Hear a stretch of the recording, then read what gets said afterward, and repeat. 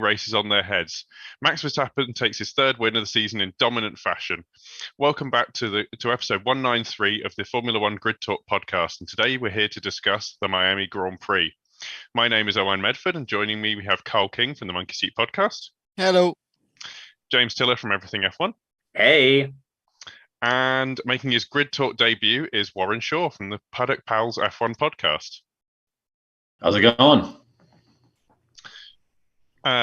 First, before we get into the show, if you enjoy this podcast, we would love it if you could take 5 to leave us a 5-star rating on Spotify or a 5-star review on Apple Podcasts. We'll shout out all of you who do to say thanks.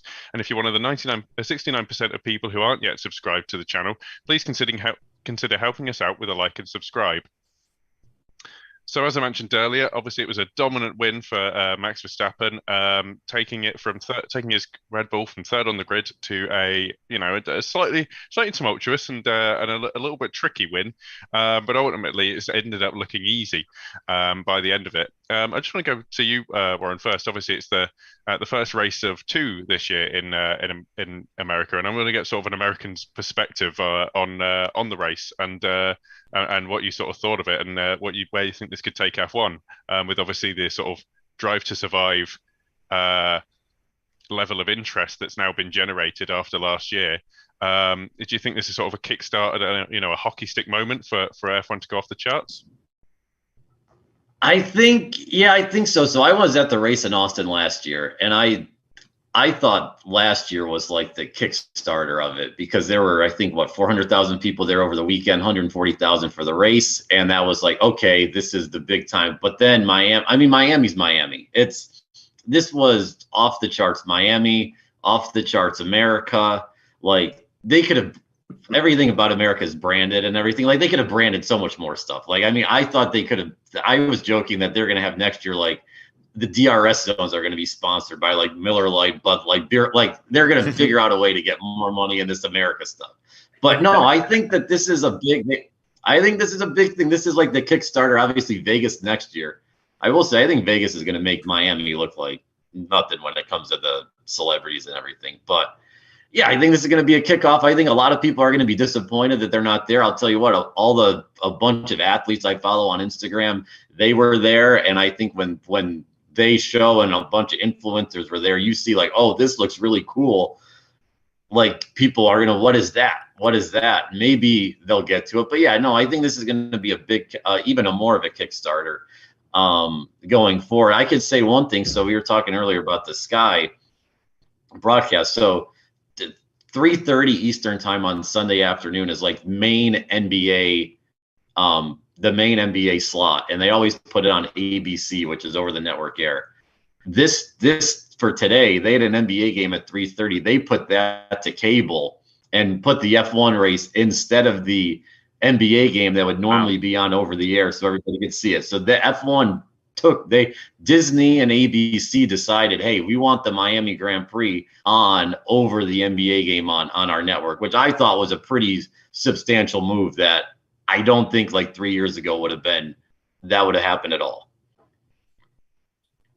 Yeah, that's actually really interesting. I had no idea. That's obviously a lot more eyeballs on F1, which is excellent for us to see, because obviously we love F1, but also I kind of feel bad for them actually, because up until about the first 2/3 of the race, it was for me it was a little bit boring. It was starting to peter out, and then it got flipped on its head really, didn't it, Karl? With obviously, I believe it was Pierre Gasly making a mistake, having an issue, and I don't quite know. Obviously, Pierre, there was something. I think he had something wrong with his steering or something.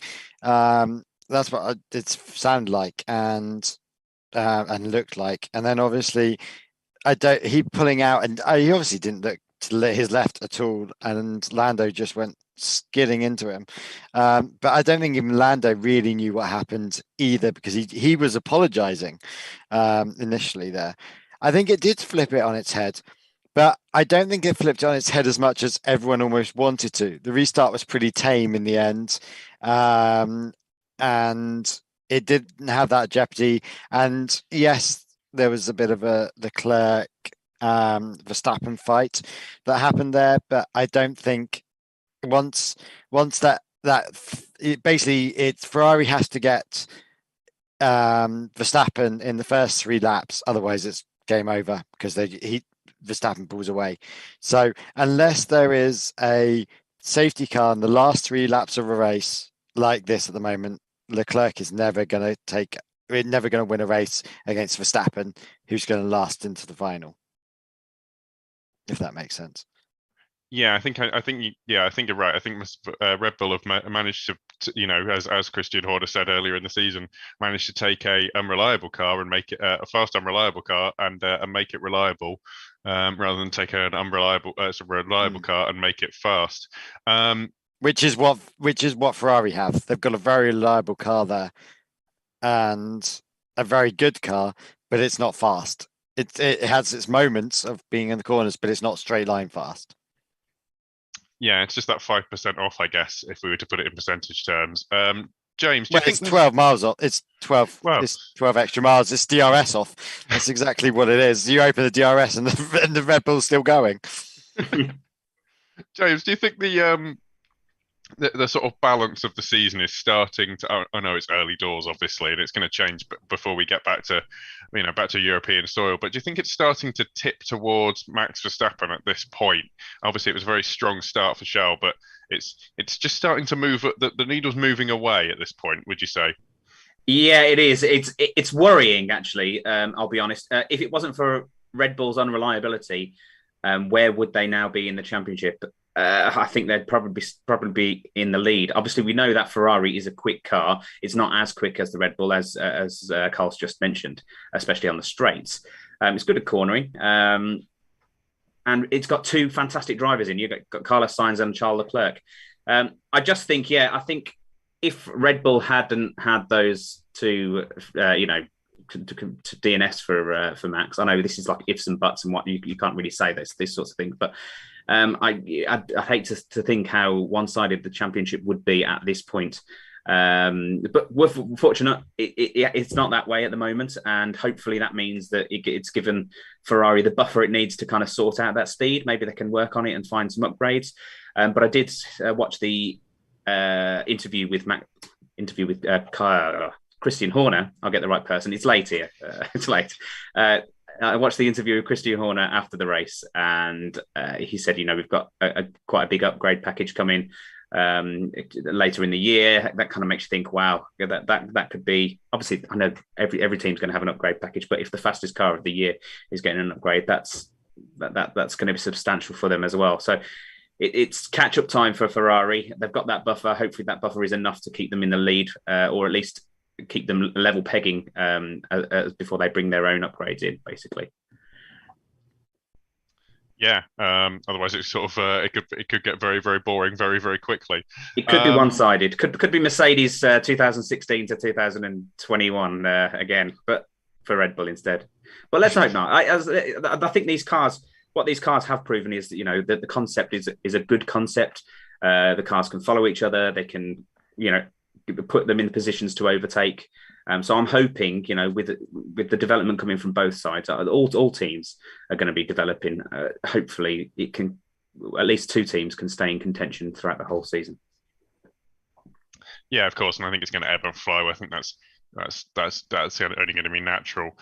Someone else's performance actually sort of ebbed and flowed was Charles Leclerc, Warren, who, as has been said, looked fairly racy at the start of the race, petered off towards the middle, but really seemed to come back at Max Verstappen, if not for just dropping out the DRS range towards the final few laps. That's sort of heartening in some way, not heartening, I guess, but encouraging in some ways to see that he could stay so close, even though he had a couple of laps older tyres, isn't it? Yeah, no, I think for sure. I think where I thought that he kind of might have lost it, his big chances. I can't remember what lap it was. Maybe they're like 4 laps ago. When they were going under the overpasses, he took a lot of curb on that one. You could see, and he just I thought that's where he kind of lost the real attack there, maybe.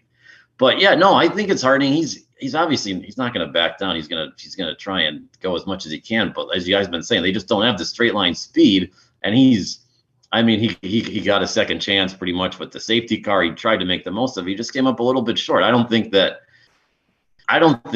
that's anything you can hang your hat on. He's got the talent. I don't know. He just doesn't have the speed of the car right now in the straight line. I think that's a little. It's just like, as you guys have been saying, it's Red Bull has the fastest car, and he's just doing what he's doing what he's doing out there. He's driving well. It's just like, all right, he's kind of got a hand tied behind his back. Yeah, 100%. I think that's kind of odd to see personally. I always remember the days when Ferrari used to be the fastest in a straight line, and it didn't matter what year it was. That didn't really sort of seem to matter for Carlos Sainz, who I think most people would have said was going to be swallowed up, particularly in the last portion of the race, by Sergio Perez, Carl. But the kind of performance that he showed, is that a sort of resurgence for Carlos? Do you know what? I think it wasn't so much a resurgence for Carlos, but a failing on Perez. I think that was more the issue there, was that Perez didn't chase him down enough. And Sainz was lonely in the middle there, just floating around. He couldn't keep up with Leclerc and Verstappen. Was 17 seconds behind or something, was it at one point? He was floating around, 7 seconds behind, sorry. He was floating around and just wasn't, a bit of a no man's land on his own, had quite a lonely race. And even when he did have some company, Perez just couldn't put it past him. So I don't think it was Sainz being amazing. I think it was Perez being possibly a bit rubbish in some ways. Or Perez. Yeah, I'm going to move on to Perez because I think, I kind of go around the room a bit, but I think that would have been you look at that for the last few years, you'd say, right, so he's got 3 guys ahead of him who are on 20 lap old tires, something like that.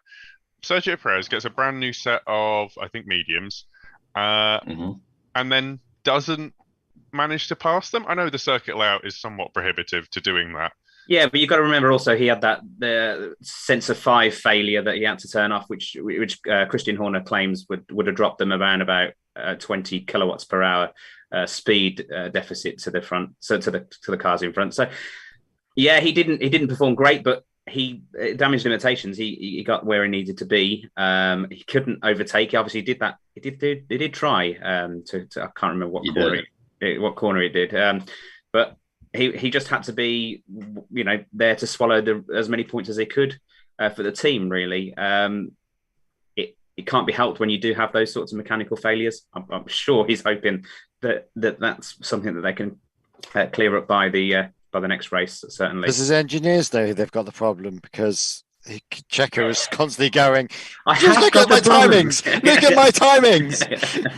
No, everything's fine, Checo. Everything's fine. Just like I'm slowing down. It's the toe. No, I'm nowhere near anyone. I know. Oh yeah, that was embarrassing. Someone informed the engineers what's going on. They should listen to their driver. He was spot on. There was clearly a mistake, clearly a fault with the car. Sorry. And after looking, they worked out what it was. They told him to fail that sensor, but that meant he lost obviously a lot of power. So he was probably outperforming what the ability of the car was, given the fact that they lost 20 kilowatts per hour or whatever. Yeah, definitely. Okay, yeah. I'd have thought, personally, my thinking was with the straight line speed advantage they had, they could probably lose the 25 kilowatts or 30 20 kilowatts or 30 horsepower or whatever and be fine with it. But apparently not. I'm not a Formula One driver, it seems. He's the Mexican Minister of Defense, not offense. So that's what he did today. He just had to sit there and make sure. Either argument still puts Sainz still not that being that great, and not actually doing anything useful and just being a bit mediocre in the middle there. He'll get on. He'll get in that car later in this year. Come on, Carlos. I believe in you, man. Oh, I really do. I wish he would, because I really like Carlos. I'd definitely be a supporter of him. I just feel like he just wasn't all there today for some reason. Mm. Yeah, definitely. He did. Oh, sorry. He looked just. I was just going to say all the drivers, but him especially looked just worn out from the whole race. Like, you're at the end. He was just like, I mean, he really looked like, out of all the drivers they showed, like the most worn out, like out physical by the race today.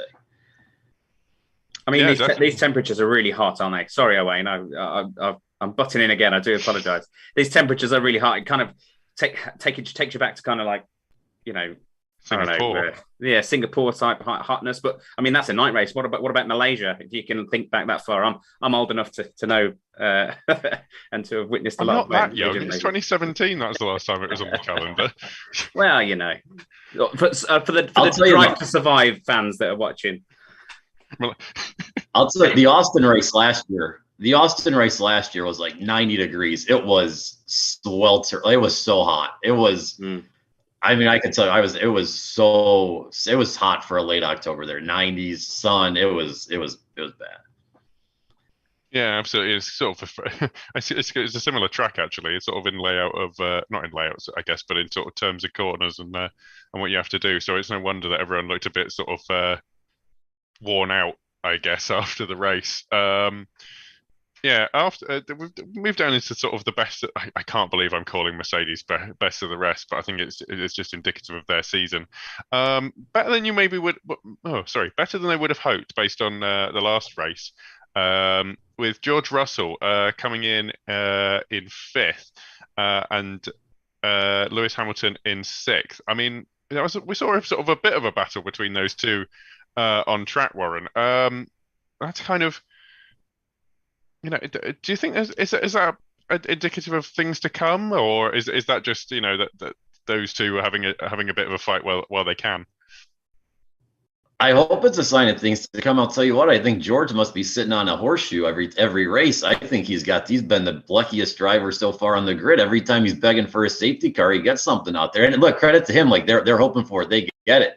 But man, he has been so lucky, and I actually like that they let them race. I did think it was funny when they were doing the team radio, like Lewis was like, oh, George is going to pass me pretty easily. They had a nice little battle. That was fun to see. But yeah, I hope it's something they can see. I think we need them to get up there to make things a little more interesting. If you get a 3-team fight, everybody would like to see that instead of 2, add more to the bunch. But yeah, hopefully we see some more racing between them. And I just think George, he had the better strategy. He got lucky. That's what it ended up being. Yeah, 100%. 12th on the grid to 5th place. Lewis Hamilton not so great, obviously, and he'll be ruining that. Started in the same place he finished, and was obviously a bit dejected in the interview. Do you think it was? But yeah, do you think he was a bit sort of unprofessional with the way that there were those outbursts on the radio? It sort of gives me flashbacks to back in sort of 2009, 2010, when it wasn't going so well for Lewis in the McLarens. I will say I wasn't watching F1 in 2009, 2010, so I cannot say that. But I will say, to me, it seems like Lewis, they all complain on the radio, but it seems like Lewis this year in particular has maybe brought that complaints up a little bit. Maybe that's me. I don't know, but it seems like he's been complaining about strategy a lot this year, and maybe it's unprofessional if you want to call it. I don't know. I think it's just him seeing he hasn't been consistently beaten. And he's seeing that George is pulling out better results than him, and he's in a new position right now, and he's trying to figure out how to cope with George getting better results lately, and he's having a tough time doing that. So if that means complaining about strategy on the radio, he's going to do that. I think that's what it comes down to. I think we've got to forgive kind of comments made at however 200 and whatever miles per hour that they're traveling. You know, the adrenaline's pumping. They're going to be upset. They're going to be annoyed. You know, you've heard it in the first couple of races with Max Verstappen. He sounded stressed. You know, in the first couple of races, he was really having to go down the radio. You got to forgive that sort of thing. At the speeds that they're traveling, in the middle of fights with their competitors, they're going to say things that aren't necessarily. Bearing in mind these are in context as well, and the little tiny snippets which Sky have chosen, or not Sky, whoever the on high, the world feed, the broadcast feed has chosen, and and everyone was complaining about Max last year, and all his little temper tantrums. Now it's going to be Hamilton because he's now not the flavour of the month because he's not, the going for his 8th championship or whatever it is. we are going to have that as well. He's the underdog, and the underdog's always going to be a bit snappier. Agreed. And you got to forgive them that, I think. Yeah. Let them have a whinge. Who cares? I don't even think it was such a harsh whinge today. He's like, yeah, I was really unlucky with the strategy today. That's not really a whinge. That's put his stating a fact there. The strategy sucked for him because the late kind of virtual safety car, and then Russell called it. He said, let's eke these tyres out as much as we could. Fair play to him. You win some, you lose some. Yeah, it's probably just uncharacteristic for Lewis Hamilton to be losing so much right now. Yeah. Finishing just behind him, we have Valtteri Bottas, who, in my opinion, threw away what was going to be quite a good result. Carl. Yeah, I don't know if he binned it, and just let the Mercs through, which ironically was the Mercs behind him, which I found hilarious. Of all the cars that could have been behind him, the two. I reckon he heard Valtteri James over the radio. Like, just phantom. He just thought he heard it. Yeah. Okay, that's fine. Coming through. I think it was an innocent mistake. He was fighting quite hard, and he just came off the line slightly, and those marbles just took him literally. It must feel like you actually are on proper marbles, and a load of BBs, just rolling around on that track once you're off the main line there. They were saying I couldn't quite work out, and I don't think anyone else can work out whether it's the track, whether it's the tire deg, why things aren't being taken off, and why this track is worse than any other. But either way, I think it was a tiny little accident. And bearing in mind, quite a few people, and there was quite a few yellow flags that got thrown out and then instant greens as people did slide off the track in random places. I just think he just got caught with the timing and the two cars he had behind him. Unfortunately, I think Bottas is on a great streak at the moment, and I think he's actually... It's really invigorated him going to Alpha, and I think it's a really good thing. And he's almost not. If he was young, you'd be saying he's one to watch for the future. If that makes sense, you can always go, oh my god, this guy's got potential. He's just not in the right car. The irony there, but if he was Joe or something, you'd be like, yeah. But Joe, but he didn't have the support of Joe as well. Not that he overly has it with when he's out there, so I don't think that helped either. Yeah, exactly. Just didn't end up going his way, and obviously just there to pick up the pieces where his old teammate, his old teammates. Yeah. Well, his old teammate and the guy that took his job. Yeah, that's going to be a kick in the teeth. That, but he looked like he was coming back. So, I take your point. Yeah, it's sort just a force of habit, maybe. So the 44 is just better pull over. Someone who didn't pull over all race was Esteban Ocon, who has gone from a cracked chassis. He sort of managed to... And a cracked neck and cracked body, supposedly. I'm not even quite sure what happened to him. That I hadn't quite heard about. But James, he's managed to get it to 8th place, which is 4 points. And he's finished ahead of his let me say it again, 2-time world champion for Fernando Alonso, finishing behind Esteban Ocon, who didn't have who had a fairly normal sort of Q qualifying appearance, basically. Yeah, first, I want to comment about that barrier. I mean, you've got drivers complaining before the race, we need to sort this barrier out. It's a concrete barrier, and we've had a 51G impact from Ocon, which is the same G-force levels as Max Verstappen took in Silverstone. And then the FIA are like, no, it's fine. Go and race there. It's not going to be a problem. And you've got all these drivers complaining. I really do think, and I'm shocked that Formula One didn't do anything about it, the FIA. I think there was a reason. That's my little mini protest. I think there was a reason with that. Like, if you put Tech Pro barrier out, you would have had to put it so far around because of the way they angle that thing. Otherwise, you're just going to have a point within the Tech Pro, which is going to cause more trouble. Yeah, than actually. And that was their underlying. I think that was the FIA's underlying issue. You would have then had to bring it around the corner, and then the previous corner would have been very tight. Yeah, it would have tightened up the whole track. Obviously, it's a full kind of remodel, but there's certainly next year, absolutely, yeah, they need to sort it out. It should have been thought about beforehand. I was going to say, is it? Yeah, I don't think is there would have had to have been a remodel an excuse when you've just built this track from scratch. Yeah, but people don't think. When you're building a house, you don't quite think of where the plug sockets are going to go until you live in that house for a while, and suddenly realise everything's in the wrong place. Yeah. It's sometimes you need to. It's bearing in mind, it's like a rookie driver, putting a rookie driver into a car and sending them off going, yeah, you're grand, you're a driver. You've still got, it's a rookie track and we need to know how this track works to make it safe. But there's no test races there. It's not like that's the problem with these street races. There's no test races to be really trying out where the issues are.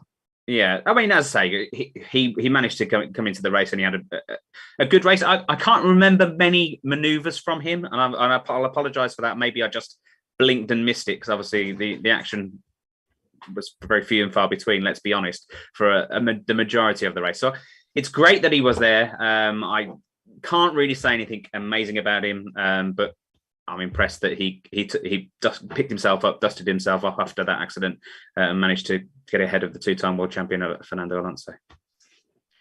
I'll be honest, I'm assuming he probably profited off a safety car and the sort of that long run strategy on the hard seeming to pay off, because it did look like there were tyre warm-up issues on it, but it did last once you got it going.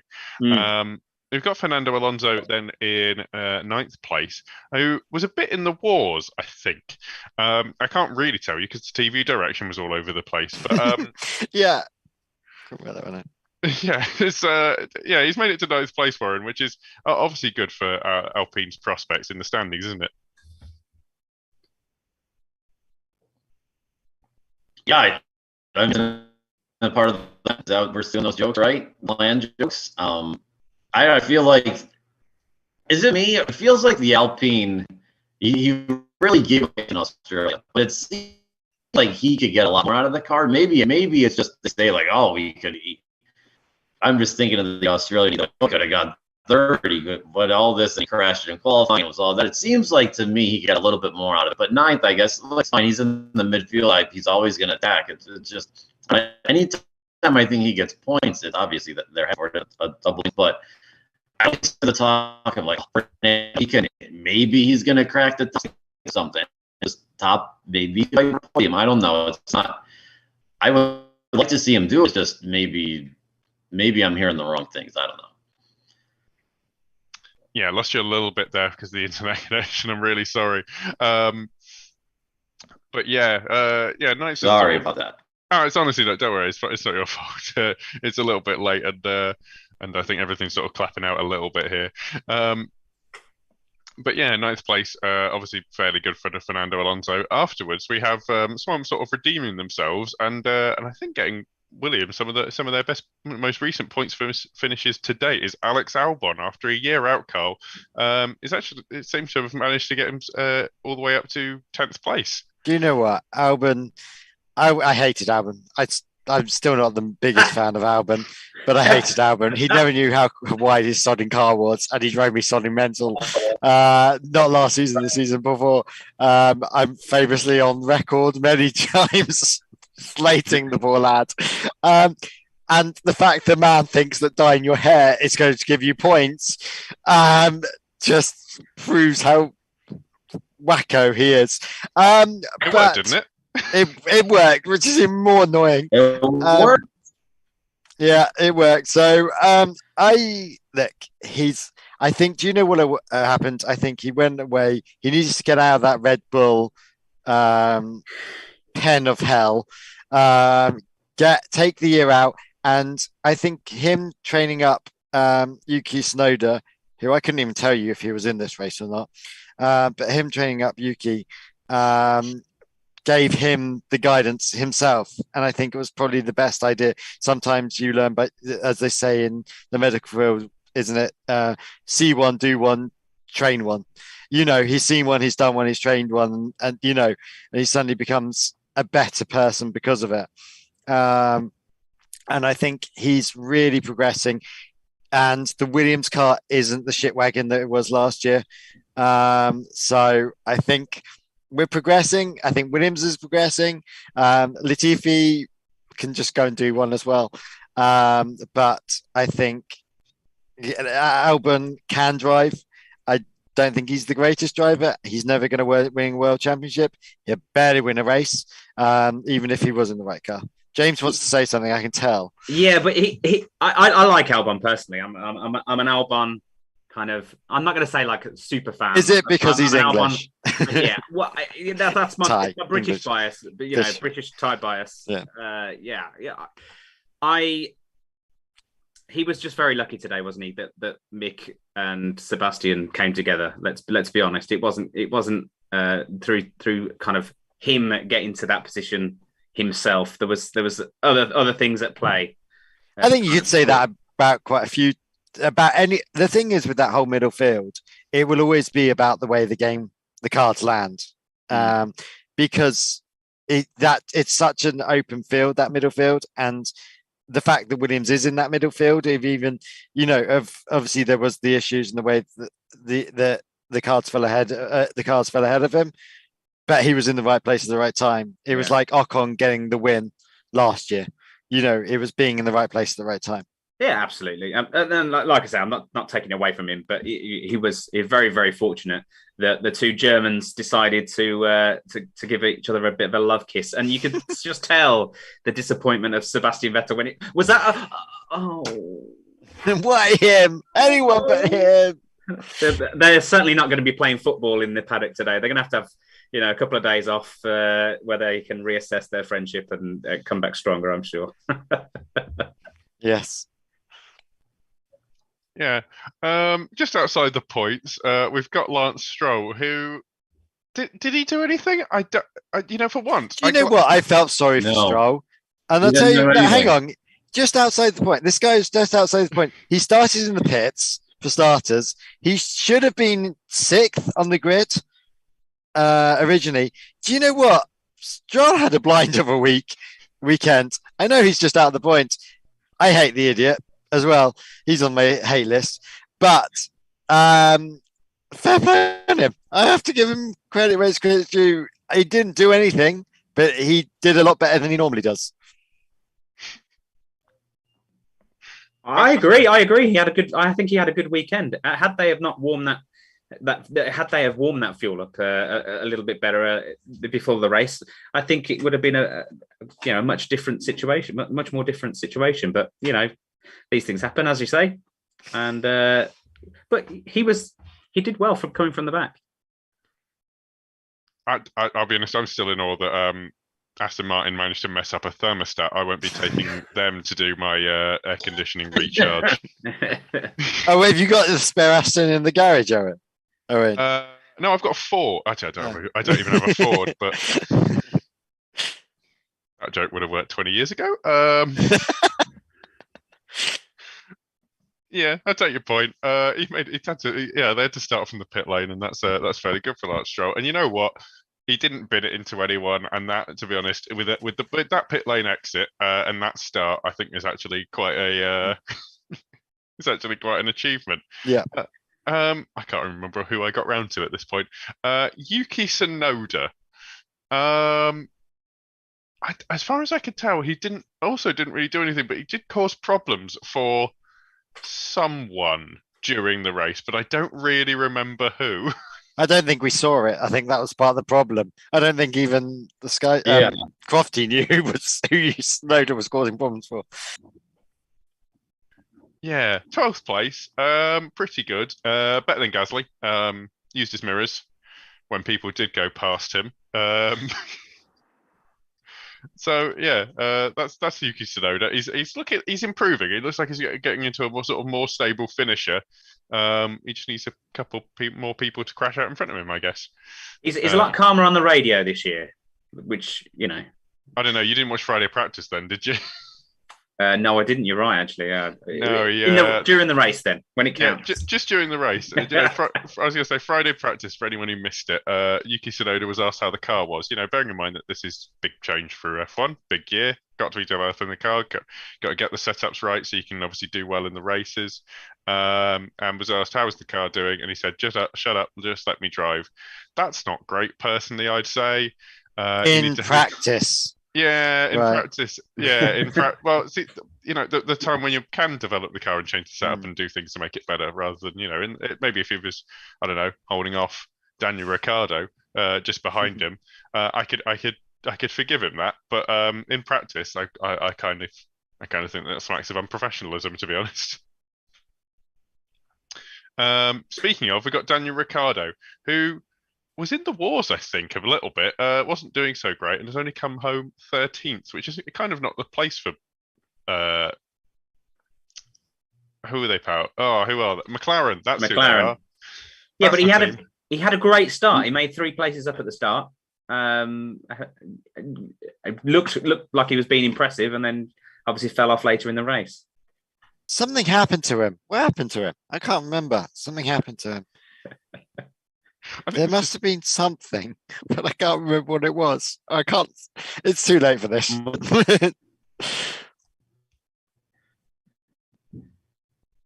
Warren, do you know? Did anything happen to him? No, I don't know. I don't remember even really seeing him out there. I just he's in 13th. There he is. We do a second our things. I forgot you existed. I didn't really realize he was. Maybe he was. Did he get punished from the safety car in the strategy? I remember. That's entirely possible. He probably did. I'm gonna have to watch the highlights to work it out. Yeah, what happened to Ricciardo? That's the big question. Maybe some of our watchers could comment on the live stream. I don't know. Going to give us a hint. Please help us. Send help. We've given up. It's late. It's late. And we didn't see it, and I think that there's nothing more that you can be good. You can be a good racer. You can have a great race, or you can have a bad race. You can't have a bland race. That's worse than anything else. Yeah, an unmemorable race is not going to win us. Speaking of, you know what? I'm happy to say that Nicholas Latifi is classified in 14th and not in a barrier. Wow. Isn't that amazing, Carl? Wow, well done. Well done, Latifi. You got round the whole track and you actually didn't bin it. Is this the first time this season he's done that? Yeah, it might be. I think it might be. Hold on. That's worryingly. It might be. He's actually finished. So now he's a proper classified racer then. But yeah, that's mad. It's he nearly caused a bit of a ruckus at one point, or was involved in. Who was it? There was the Magnussen, Latifi, something. Oh, when Lando came out of the pits, and there was that sort of little ruckus that was going on. And bless him, he tried. He's the boy that tried, but he never does. And yeah, bless him. He's got to go. He's got to go this year. He has. These rumors have got to come to fruition. It's got to be a mid-season swap. It doesn't matter how big Daddy's money is. Watching yourself go round and fail and hit into walls is not going to gain any advantages. The damage that he's actually, racking up, the bills that he's racking up must go over the amount that he's paying into the team. They're not a massive sponsor, Lavazza. Doralton Capital. They've got so much money. They're not going to think, the 30 million that, Nicholas Latifi's dad's putting into this drive for his son. He must have racked up 5 million of that himself in accidents, at least this year already, if not more. Yeah, no, Piastri, bring Piastri in. Yeah, Piastri doesn't come with any money, I don't think. I think Alpine would probably say, here you go, here's a couple of quid. Give our young driver a year or so in your team. Yeah, teach him the ways of the Force, and then bring him into. I think Piastri and Albon. I don't think they ever raced together, but I think they would be a good team. Yeah, teammates. I think Albon will have enough of a level head, and we know that Albon is a good teacher because we saw that with Sonoda. And I think that will actually enhance Albon's driving himself, having a rookie below him and not Latifi. Imagine being Latifi's teammate. I think that's worse than being Latifi.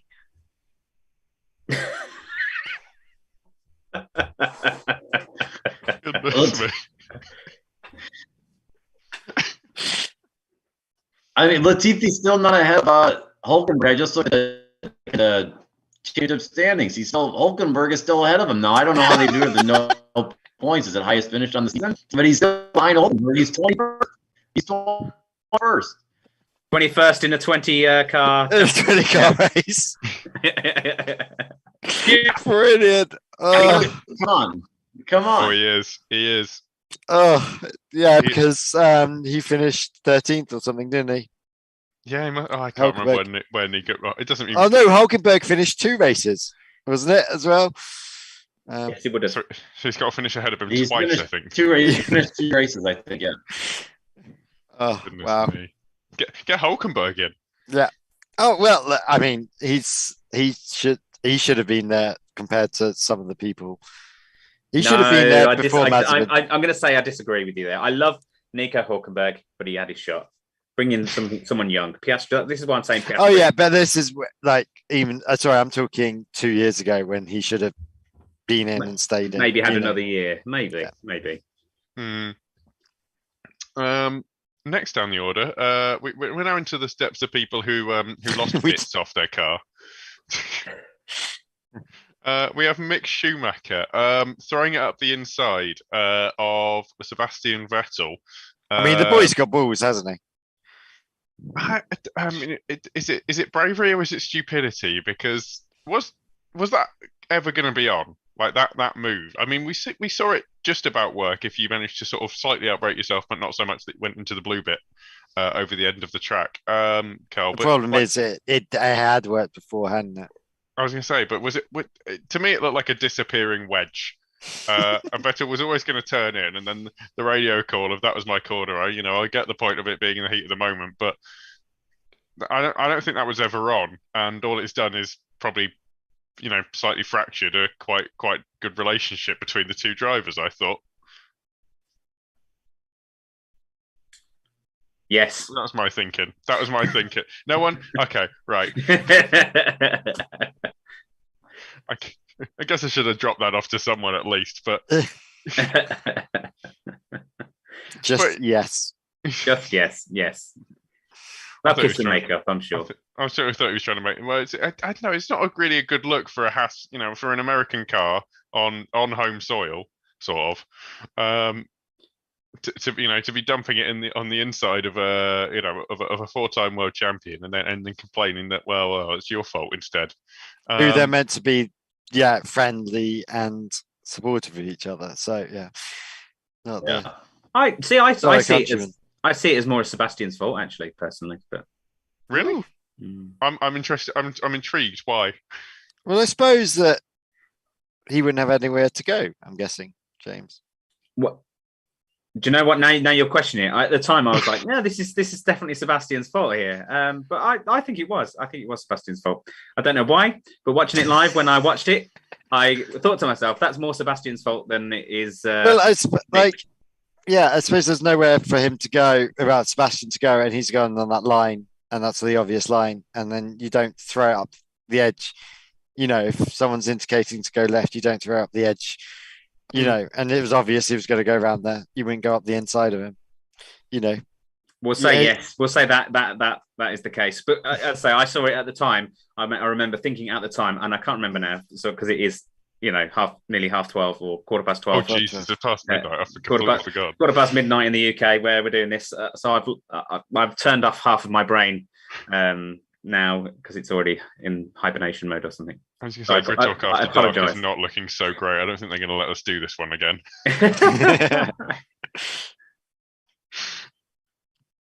But yeah, okay, fair enough. That's it. Yeah, I'm willing to take that point. I thought it was Mick's fault.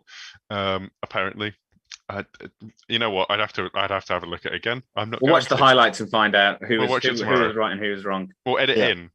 Yeah. after that, we've got Kevin Magnussen, who has somehow managed to get a DNF, and I don't know how. This is going really well. I'm sorry, but he's in 16th place. He's completed 56 laps, and it just says DNF, and I don't know who he's hit. Wasn't it at the end? He got black and white flags. Didn't he get black and white flags at the end? No, someone drove into him at the end, I think. I'm trying to think who.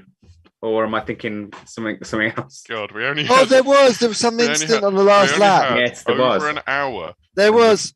Who was it? It was. And they came off much better, and they finished the race. Yes.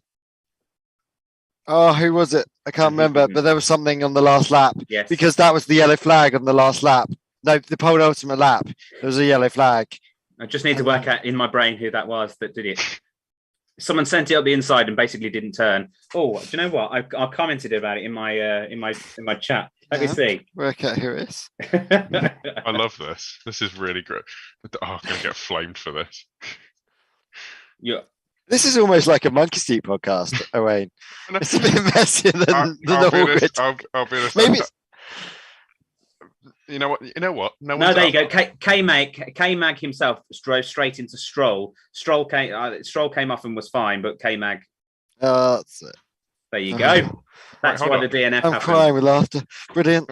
You know what? Then Stroll has done incredibly well to get 11th place after being hit by K-Mag. That's what we've said. On the last lap, he just didn't turn. Didn't turn the corner. We can't be praising Stroll anymore. So yeah, we can. You know what the worst part is? I've just thought to myself, I remembered an hour ago, over an hour ago now, thinking, you know what? That is the second time that a Haas has run into an Aston Martin today. I should have remembered that. But apparently I didn't, because it's boring. Luckily, we've got people that we do know what happened to them. Pierre Gasly. Kind of an awful race for him, really. It was going so well, and then he just got a little bit offline onto the sort of dusty, marbly, slightly gritty, bitumen-y stuff on the outside of turn 4.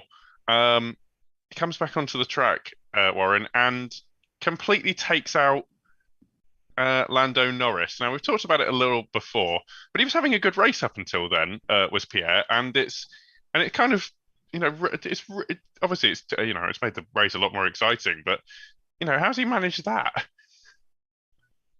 Did it not seem to you like he had an engine issue or something? Like he just slowed down a lot. Like I know he went wide, but it also seemed like he came on the radio and he said, I have a problem or something. And he just fired it up or something. It seemed like he was having an issue, and then he just, all right, I'm going to drive again, and I let the other two guys by, and here comes Lando. He doesn't see him, and yeah, I was confused with the whole situation of why it seemed like he almost came close to a stop, and was there an issue there, and then he just clearly did not see Lando. And that, credit to him for being able to at least, how many more laps did he finish? A lap or two on that?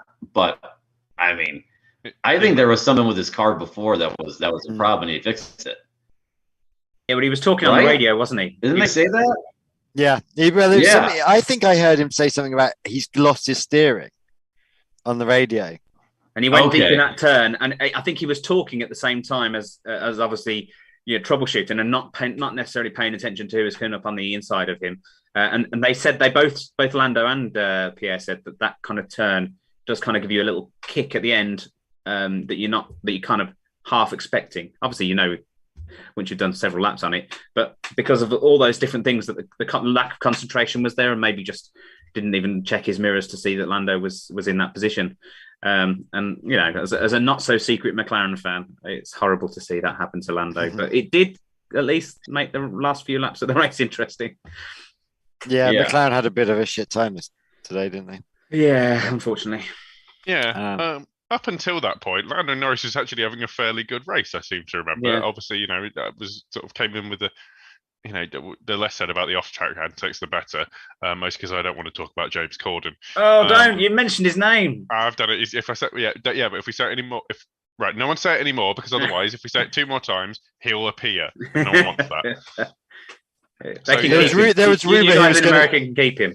there was rumor that he was going to be the next Doctor Who. So at least that's being confirmed. He's not, but Yes.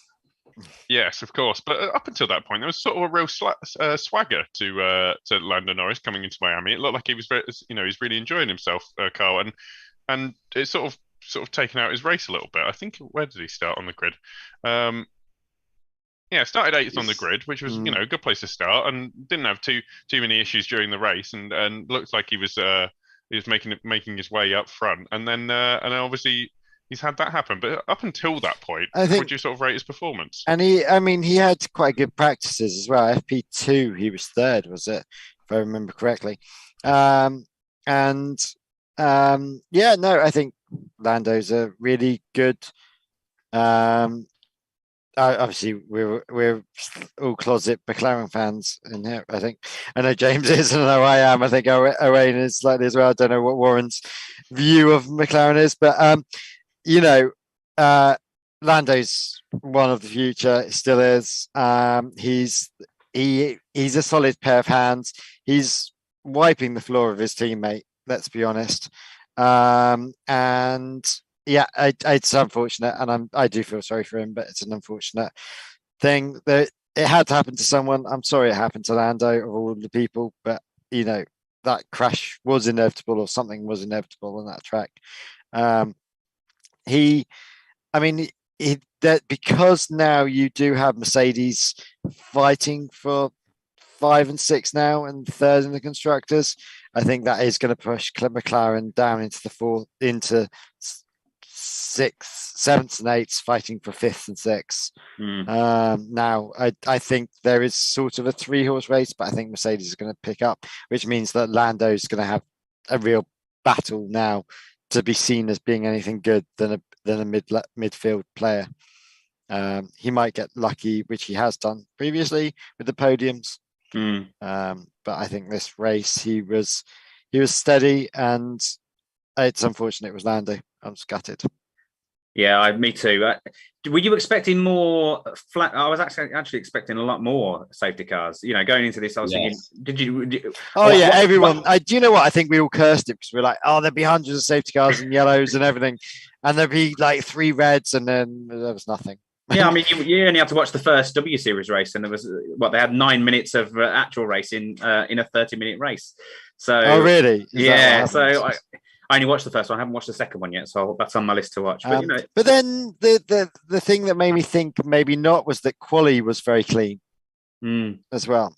So I did think maybe this track is a safer track, or not the easier track being the right, but a more cautious track that they're on. Maybe there just isn't enough. There aren't enough overtaking spaces for them to be put into trouble, really. Yeah, I do want to talk about a bit more about the track, but just to round everything out, we'll go with Zhou Guanyu, who was having a fairly decent weekend up until obviously his engine went bang, or something like that. It doesn't really. Yeah, we don't. Really do we know what happened to him? Not as far as I'm aware. I don't really know. Should I Twitter it? Twitter it. What happened? I don't think there was nothing called during the race itself. It was just, Joe, we need you to come in and retire the car. That was unfortunately the call that he got. Obviously disappointed. I think he's a great talent, and I think he's going to give Gasly a run for his. Not Gasly, Bottas. I'd be a good support to Bottas this year. I'll go through the right team soon. I think it'd be a good support to Bottas this year. And I think he's a good rookie. He will be, whatever happens, he'll be rookie of the year. But I think had he been fighting against Mazepin and Mick last year, he still would have been rookie of the year. Well, I'm still going to put Piastri as rookie of the year because I've got hopes in him getting that Williams seat. I really think it will happen. Mid-season? Yeah. Really? I honestly think it'll happen. I just can't see Williams. Yeah, obviously. Well, Owain's looking for the technical issue. According to their team, it is just a technical issue. I assume there's more out there, but currently. We'll go with technical issue. Yeah. Yeah. Peugeot. Yeah. Unfortunate. For him. Now back to the circuit. Is there anything like what? I'll go round, but what would you change about that circuit just to make it a little bit more racy? I guess, James. I'd give it more width in many places. I'd get rid of that absolutely god-awful fake marina that just doesn't even make sense as a fake marina. Like, it's a pool with boats in. It's not a pool. There's not even a pool. It's a bit of pool. It's a fake pool.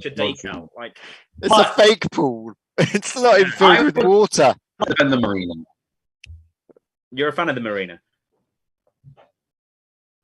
What? It's Miami. It's the most Miami thing ever. Like, here's the thing about this race is that like in a bloody car park down in the back of some random part of Miami that no one really knows. They're trying to get they're trying to get the flavor of Miami. Like, this is what they want. Miami's a fake like, it's fake. There's a lot of fake people that live there. So why not have a fake marina in there if it's perfect? Why not fill it with water? They're just trying to.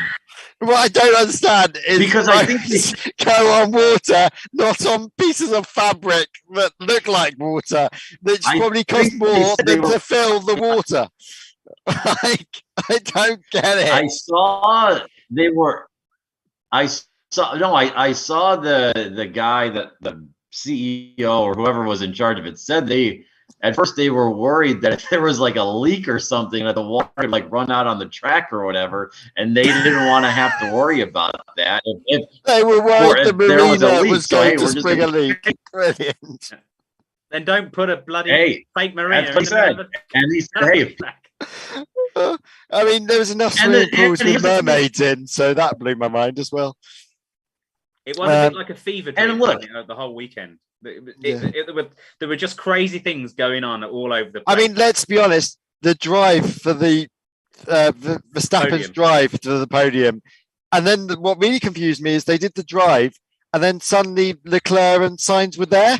I was like, oh, so there's a shortcut then. Yeah. Because they've gone around he's gone around the building and under it for some reason, and somehow they're all in the cool-down room. I was like, this is and then they came out onto the podium with Miami Dolphins helmets on or whatever. Which they instantly took off and lobbed off.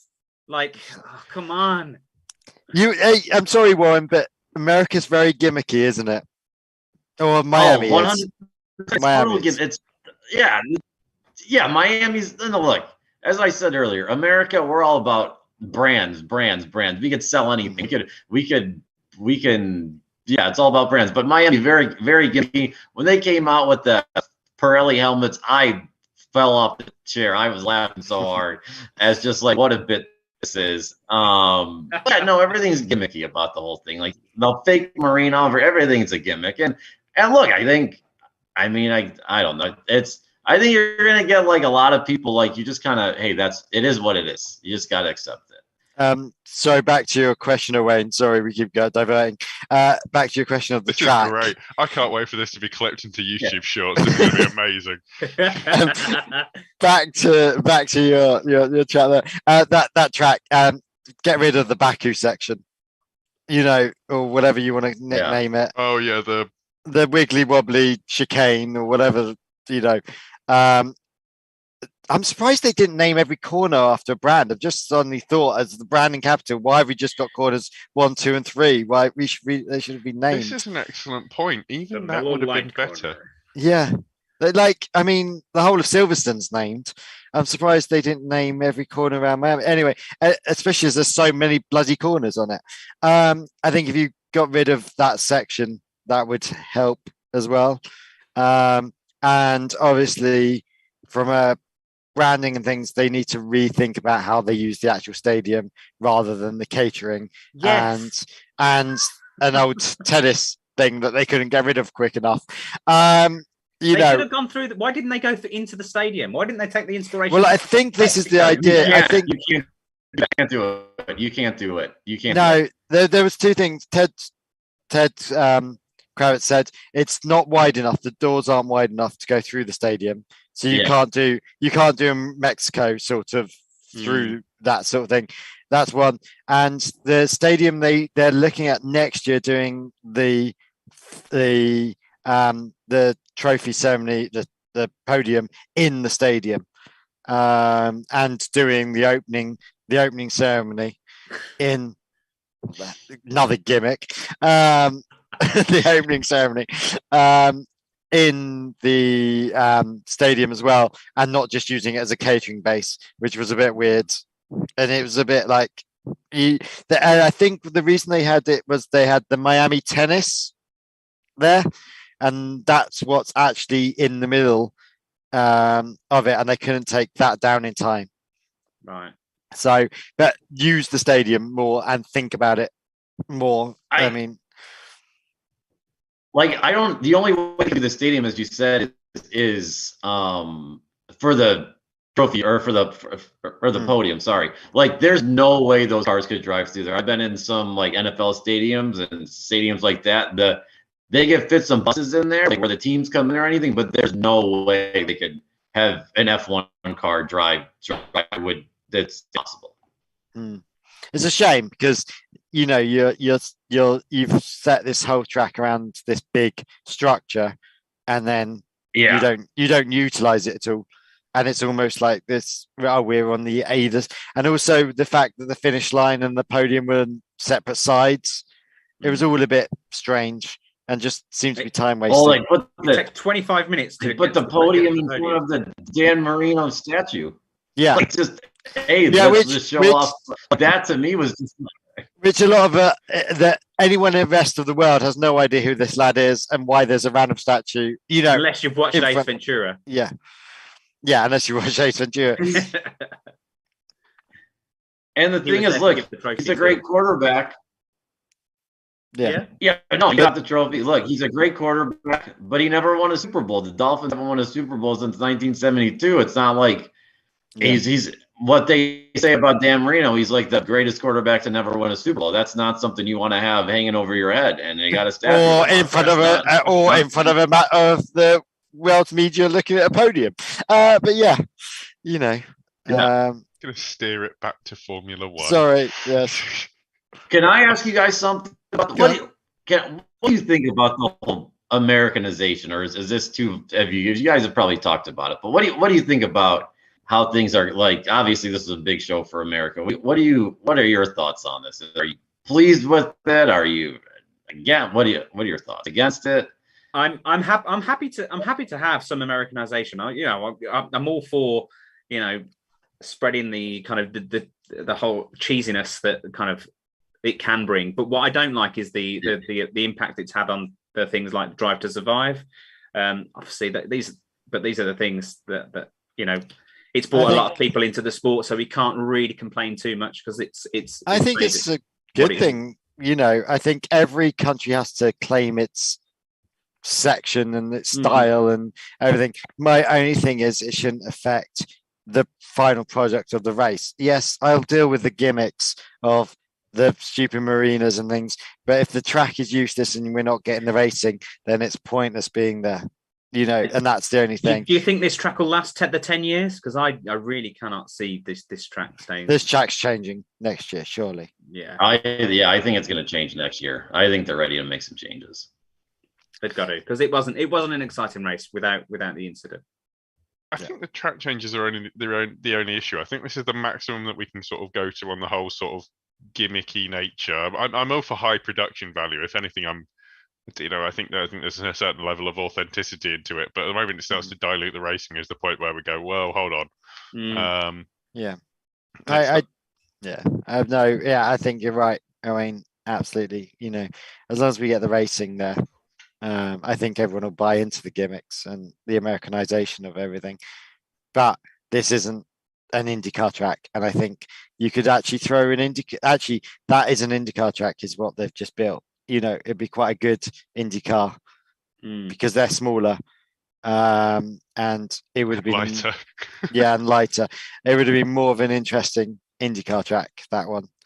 And I think they need to expand, but I don't know how much room they've got to try and do anything. Everything feels very tight in there, in certain sections. Yeah, just needs a tweak, and it might be a bit sort of more towards what we want. I'm just going to move it back to driver of the day, just to round things out. Who, Karl, was your driver of the day? I mean, to be honest, there's no one else but Verstappen in my mind. I think I'm not a major Verstappen fan.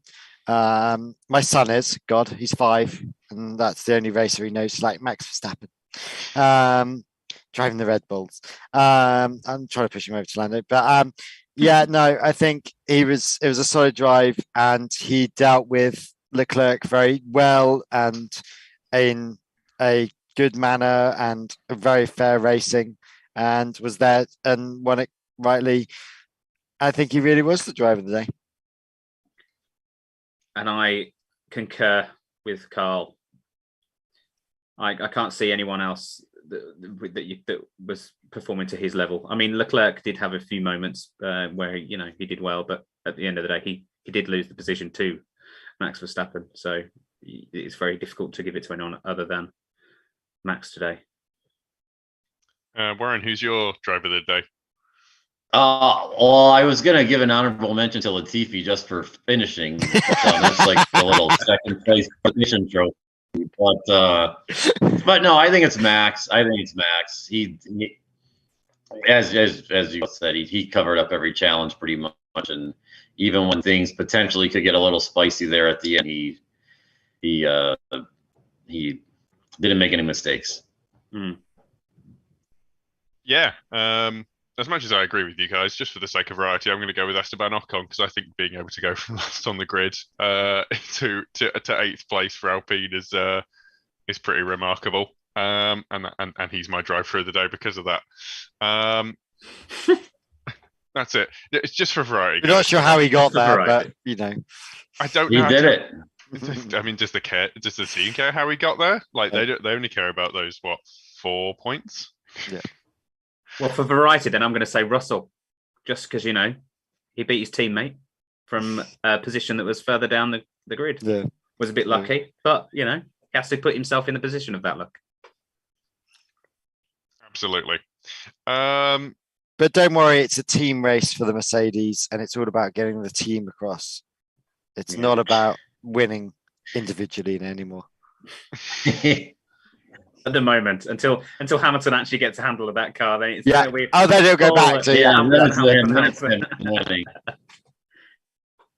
His car is undrivable, Russell. Oh yeah, I'm getting 5th. I can get 4th. Don't worry about my 4s and things. We're grand. Don't worry about the fact that I've scored points in every single race I've been in, and I'm the only one to do that. He's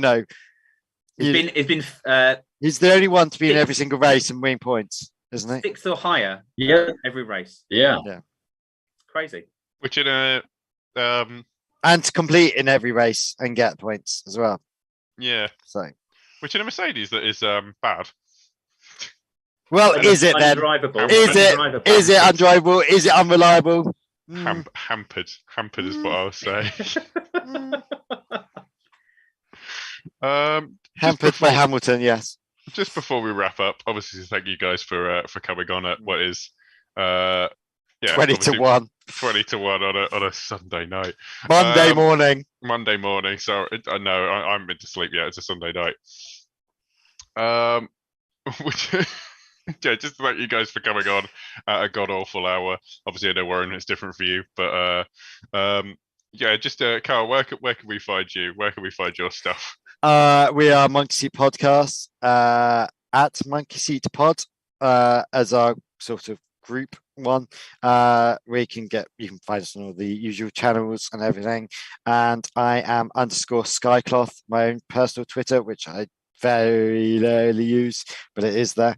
And myself and Tom will be doing a messy podcast in the next couple of days, talking about this, which will probably be more raucous, as raucous as sections of tonight was. I think I've lowered the standard coming on today. James, I've lowered it as well, mate. Don't worry, I'm there with you. Poor Warren. Yeah, I'm sorry, Warren. It's normally a bit more structured than this, but it's What? I'm tired. No, it's fine. It's I like this. and the only people who can have a go at me are asleep. So Warren, where can we find your podcast? What do you guys do? Yeah, we're on Apple. We're on Apple, Spotify, all the main ones. It's called Paddock. But my cousin and I do it. She, let me tell you, she was on yesterday for the qualifying. She likes sports, but I've never seen her get into a sport like she's got an F1. So we do it, and then we're on Twitter at Paddock Pals as well. I think we're recording. It's only 6:40 here. I'm at my parents' house. It's Mother's Day in the States, so I gotta have Mother's Day dinner here in a little bit. I'm at my parents' house right now, so that we'll record and do a little Miami stuff, and we'll talk about the celebs and all the stuff all the off track stuff. We've got that covered. We like that stuff. We'll talk on track, but off track we're there. So pretty much just Paddock Pals on Twitter and wherever you get your podcast at. Awesome. And James, where can we find you? Well, I am James Tiller from the Everything F1 podcast. You can find us on all podcast streaming networks, on services, or whatever it is you call them. Everything F1 podcast, quite simple to find. We're also on loads of social medias. We're on Facebook, TikTok, Twitter, YouTube. We're all over the place, and you can find us also on our website, www.everythingf1.com. Now, we are the official midweek podcast, so we don't take anything away from you guys at Grid Talk, because you're fantastic for the weekend. Immediate responses and results from the race and reviews, whereas we want you to be coming over to us in the middle of the week, where we give you kind of a breakdown of what happened over the whole weekend. So we'd love to get all of your fans over to us, because we know you've got some fantastic fans there as well. See you there. We'd absolutely love to send them. Thank you guys all for coming on. And we've got Sabra Cook coming on this week. Sabra Cook, the unfortunate not W Series racer this year, but she has previously been. Nice. Right, excellent. Nice. Cool. And if you want to know what I do, unfortunately, I haven't had the chance this year, but I do the lighter look at the weekend's antics. Not this weekend, because it is disgustingly late and it's meant to go up on a 9 a.m. on a Monday morning. But I look at the meme reviews just to, I started out last year as a way to sort of have a less toxic view at what was going on over the weekend. But if you want to have a read of those, there's some for last weekend, last year, over on sportlightpro.com, and that's where you find those. Now, Grid Talk is available on YouTube, where most episodes are recorded live, like this one, as you can see, as well as Amazon Fire, Spotify, Google Podcasts, and Apple Music, Verbal, Omni Studio, and Pocket Casts. Just search Formula One Grid Talk for our back catalogue of shows with previews and reactions to qualifying and race results. Please consider supporting the channel on Patreon so we can get mics, lights, and better recording equipment for our presenters. And you can get you can get your hands on some official Grid Talk merchandise at www.f1chronicle.com/store. Also, make sure you subscribe to make sure you're the first to know when each new weekly episode is released. And we will be back pretty soon with plenty more F1 content. Thank you very much for listening to this slightly messy, slightly off the rails Grid Talk podcast. But fun. Fun. We made it like the F1. We made it like the Miami Grand Prix. Started out great and started out nice and structured, and then got completely mental towards the end. Thank you very much for listening, and goodbye. Bye. Bye.